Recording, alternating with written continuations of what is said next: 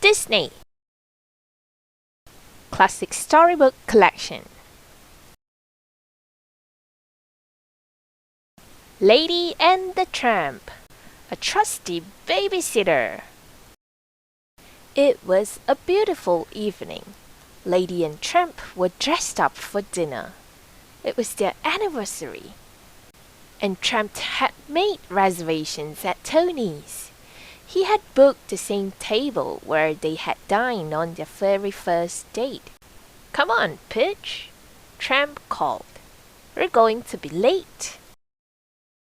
Lady was busy making sure their puppies, Scooter, Fluffy, Ruffy, and Scamp, were fed, bathed, and ready to be tucked into bed.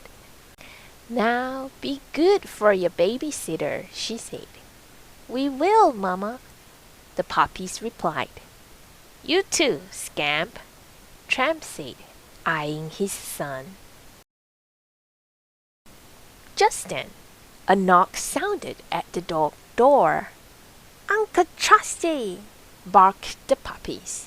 Wagging their tails, they pounced on him affectionately and licked his floor-sweeping ears. "You're our babysitter?" Scamp asked.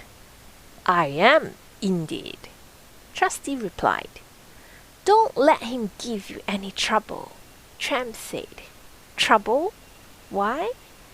"This little young'un wouldn't dream of giving Uncle Trusty any trouble," said the old dog. "Would you, Scamp?" Lady and Tramp kissed their puppies good night and headed toward the dog door. "Don't let the puppies stay up too late," Lady told her old friend.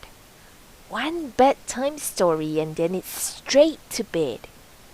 "Oh, don't you worry, Miss Lady," Trusty said. "If my grandpappy taught me anything, it's how to put a dog to bed. I'll have him snoring away like an old sawmill in no time." Trusty followed the puppies to the parlor and settled on a cozy cushion right next to their bed. "Now then, where was I?" he said. "You were going to tell us a bedtime story," Scooter said. "Oh, yes," Trusty chuckled. "A bedtime story. Fine idea. Don't mind if I do. Let's see now. How does it begin?" "Once upon a time," Fluffy suggested. "No," Uncle Trusty shook his head. "Or, wait, maybe yes. That sounds familiar." "Once upon a time," he restarted.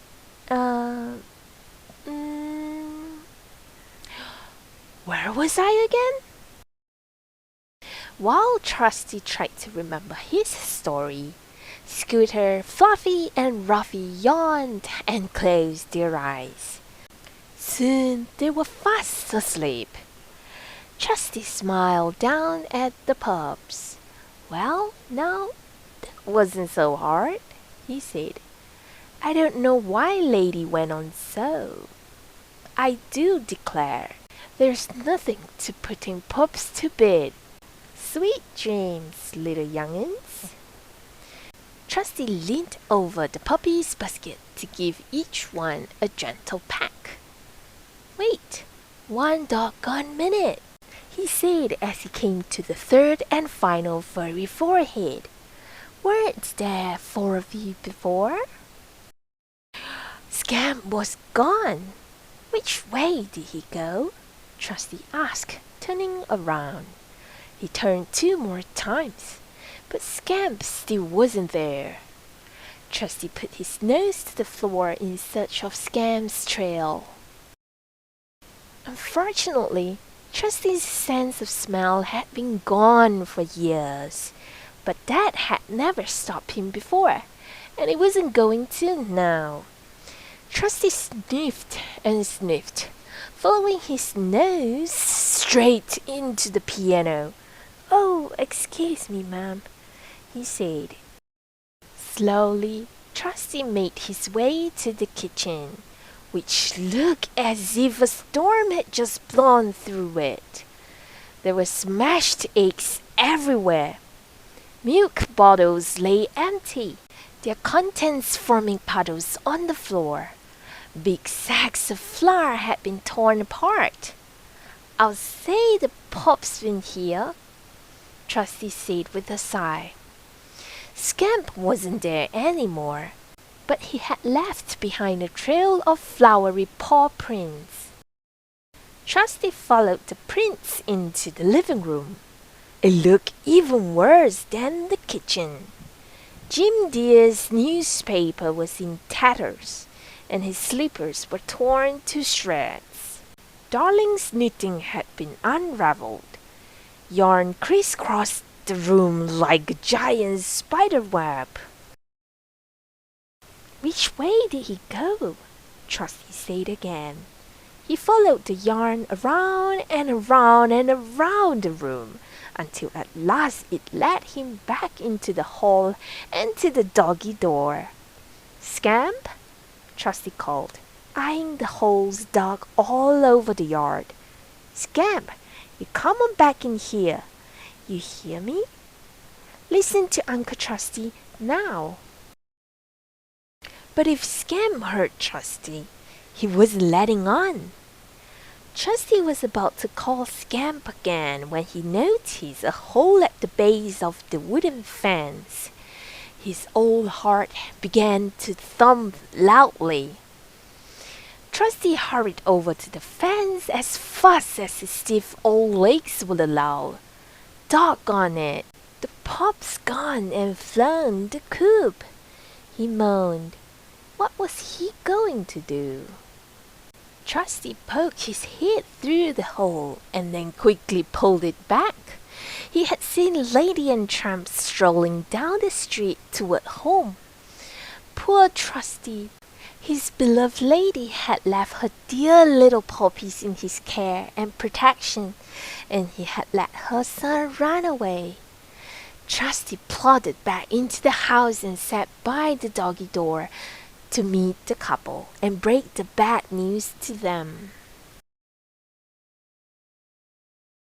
"Trusty," Tramp said, beaming, as he and Lady stepped through the door. "How did it go?" Before Trusty could answer, Lady pranced up and kissed his cheek. "Dear Trusty, we really can't thank you enough. Let us go peek in on the puppies, shall we? Then you can tell us how everything went." Trusty hung his head and followed Lady into the parlor, dreading the story he had to tell. How was he going to explain that he had lost Scamp? Suddenly, Lady turned around. "Trusty," she said, "however did you do this?" Do what?" he said, confused. Lady pointed to the puppy's basket. "Why, get Scamp to go to bed, of course. Even we have trouble making him settle down." "Well, would you look at that?" Tramp said, eyeing his son. "Well done, old chap. I'll tell you something. We'll definitely be asking you to babysit again."